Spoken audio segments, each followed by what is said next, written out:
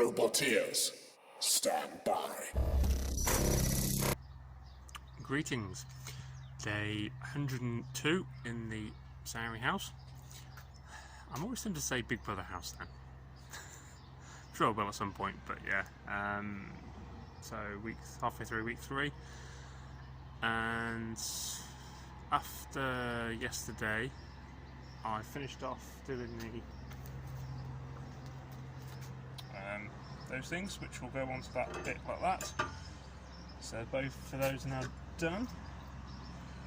What I'm worried about now is having that being perfectly straight, because it looks straight, but once you've got it several centimetres sticking out from here, will it still be straight? And a degree there won't make much, but when it gets to further out, yeah. Also had a notification on my phone saying the internal storage is getting rather full, so I had to dump a load of videos onto the computer, because this is, I've got 2 full weeks of videos I can so to dump off.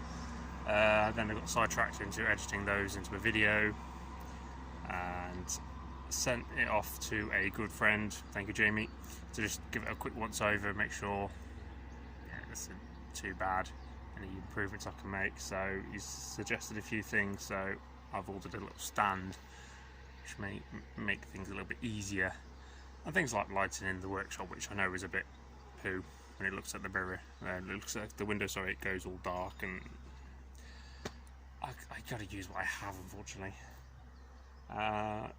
So hopefully the next coming weeks the camera angles and quality may improve slightly. I've also decided on the name. So those of you who are now wondering what the hell are you building, Christopher, and as I said before, we're building a heavy version of my Beetle Cascade, and you're going, it's a Cascade.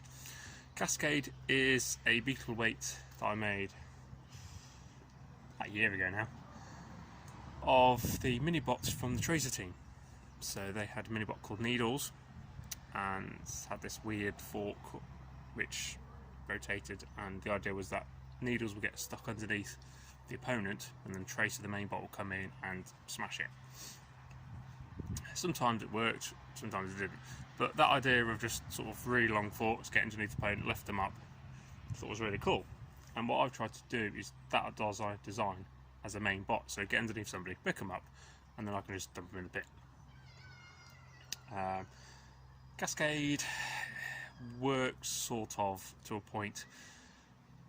It's start of the fight, it works quite well, but when the forks takes a hit or a damage, the forks bend up and work in progress.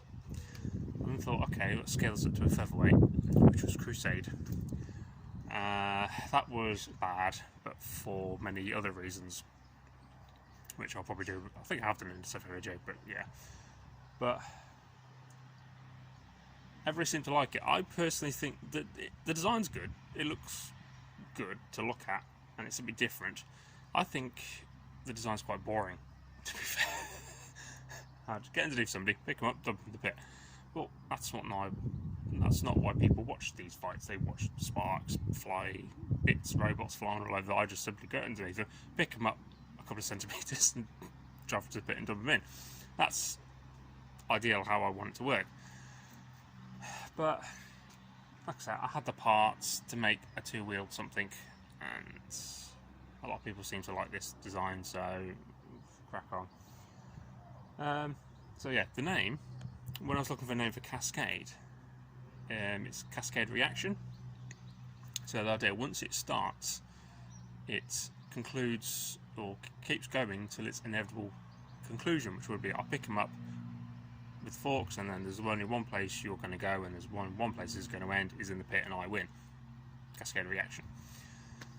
So Crusade was sort of playing on the words, on the word, so it kind of keeps it kind of similar. What do I name this? Heavyweight. And I was debating might just use Cascade again, because that does suit the name quite well and the idea. But how about Domino? Because when I was researching Cascade, sort of was a domino effect. So again, the idea is pick them up like a domino. Well, you know, your dominoes going in a line. It's going to conclude to its So I can paint it up, look like a massive domino. It'll stand out. So that's going to be the name, I think, and the style, the paint job. It's more black, unfortunately. I really need to stop painting making my robots in black, because it seems to be the only thing I do. But, so today, God, I've rambled on for 6 minutes already. Right, okay, today I'm going to cut out some more bits, probably the side armours, get these cut out, possibly the back, and then after lunch weld them all in. Weather is very cloudy, so hopefully rain stops, doesn't start. Right, go on Chris, plod on. Stupid English weather, just started raining. Finished my lunch, came back outside. You sort of you look up at the skies, that they're really grey, and you sort of like feel it in the air. So I got the washing in first, got that in, and then just started drizzling, and then it started raining properly. So retreated back to the workshop. Unless it stops, I won't be able to weld the bits. But annoyingly, all the bits are ready to be welded now. So got all the wheel guard plates. I just need to drill the holes for where the axle will go. So I've got 3 holes to drill, which I was going to do now. Which, well, obviously I could do it now anyway, but I was hoping I'd actually get them welded in. But yeah, rain. So right, cut those holes out, and then hopefully it may have stopped.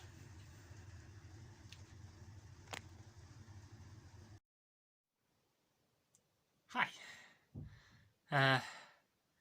Just got back from picking the kids from school, and the heavens opened up. Well and truly, really badly started raining. So I was halfway through welding, so stopped when I was told to go and get them. Thankfully, moved the welder itself inside in case. Yeah, you know what I mean. Just I don't know, but left the chassis outside, the mask outside, the gloves, everything else. So I got home and raced back outside to grab what I could. So that's it for welding for today. So what I'm going to do now is just transfer some files, videos for the vlog. I've got about an hour to need to start dinner, so I also need to shave. I keep doing this, which is a sign I need to shave, so by tomorrow I'll probably have a shave. So if you want a bit of I suppose videoing inception, so that's the week 1 vlog, which I've just sort of finished, but sent off to a friend, and so we've got week 2 and the introduction bit done now. I think week 3, which is obviously this week, I'm going to have to split into 2 because I've rambled up a fair bit, especially today. This morning I rambled up a bit, so I might have to put them like part 1 of week 3, part 1, part 2. Try and keep them sort of below sort of 15 minutes. So yeah, that's it for today. Tomorrow, finish off the welding, and then of course I'm going to grind all the welds that I've done and try and get it look a bit neater. So obviously weather dependent. child, when I got home, he said, "Oh, why don't you put the gazebo up?" Yeah, I could, but I'm more likely to set fire to it. At least it's going to be raining to put it out straight away, I suppose. But so, no, be alright. Okay, laters. Day 162. So we've dried out from yesterday, and looks like we might be okay. So welding gloves are on the line drying still. Should be right. So today is basically do the stuff I was supposed to do yesterday. Hopefully get a little bit more done. So what we did yesterday, what I did yesterday, so weld up these two sides. So that's 4 and 4 millimeter, and then the box section, which is I think it's 2.5 per side. So you're looking at 15 millimeter walls. Hopefully that won't bend. So on the left and the right hand side, that's where the back motors mount to. Also need to grind all this back. So got the angled bits ready to go, and then hopefully get the back plate in. And this thing's starting to get heavy. I can still lift it, but I think once I've finished all the welding today, I might be the second person to help me lift this. So let's crack on. So now you can better see what I've done with the box section and double skinning it. And I must admit, over the past few days my welds have been getting a little bit better. That's with the previous wire, burning through a lot of welding wires, you can probably imagine. But yeah, this looks a lot better. But compare that side, so that's not grounded back yet. This side is all nice and smooth-ish. Yeah, lovely. Not going to grind back all these because they're going to be inside the robot. Nobody's going to see them anyway. So, going to grind back the other side and get all these little bits done, and then I want to get the back plate on. I need to cut it out first. Forecast I've seen is supposed to be thunder. There's a yellow warning for thunderstorms in for Shropshire this afternoon, so great. So I may just have a late lunch, get it done. So if it does start to rain in, I'll see.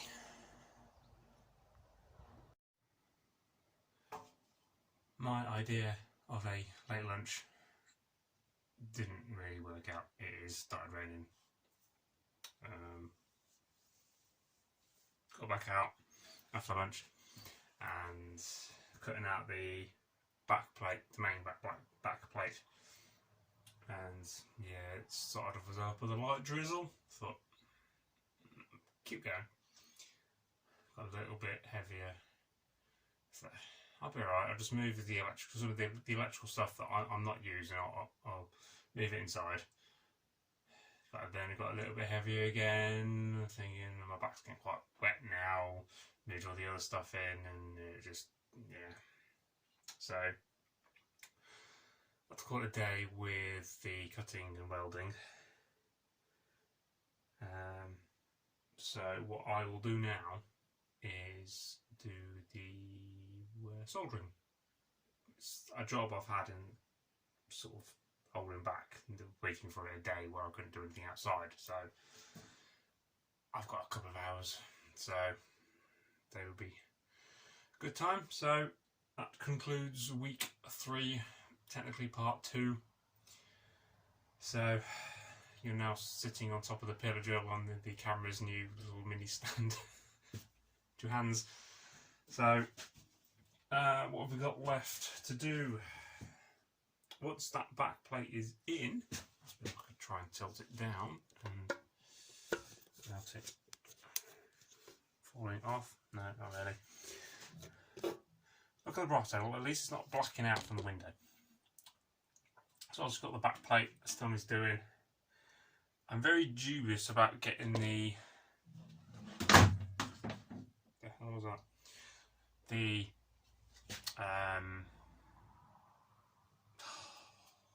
weapon shaft fork mounts until I've got the chains and the sprockets arrived.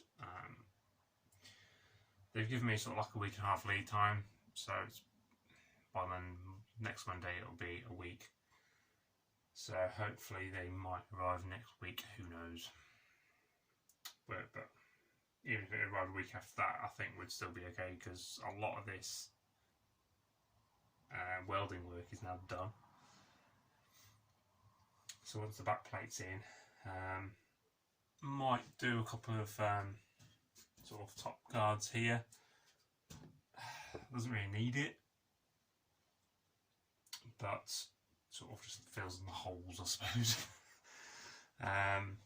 Top plate, I may just do in 3 sections. So section 1, section 2 should be where the batteries are, and a 3rd section bolted in. I just use the box section as the mounting points with the bolts maybe, or I could just weld nuts to the sides. We'll see. And for the pesky axes, I do have a little bit of polycarbonate left, so I might just like double layer the top sheet with added polycarbonate for gear wheeling Thor and all the other axes.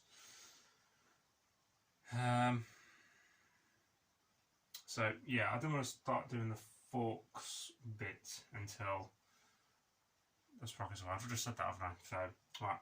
So one thing I do need to think about the next few days is how I'm going to make these forks. The original idea was I went for the box section and then weld this steel I've been using for the main flat bit, and then the box section just gives it a bit of rigidity, that's the right word, a bit of strength. Obviously angle it down so it actually comes to a sort of point. But this box section is about 2.5 centimetres thick. I don't think that'll get underneath a lot of heavyweights. I think their ground clearance will be lower than that. So I don't know. I need to think about that. Obviously, it's going to need to be considerably strong. I don't think just this 4mm mild steel, just straight flat, I think will be bendable, very easily bendable. So it needs a bit of reinforcement somewhere, but I suppose double layer it, so it's 8mm thick. Don't know.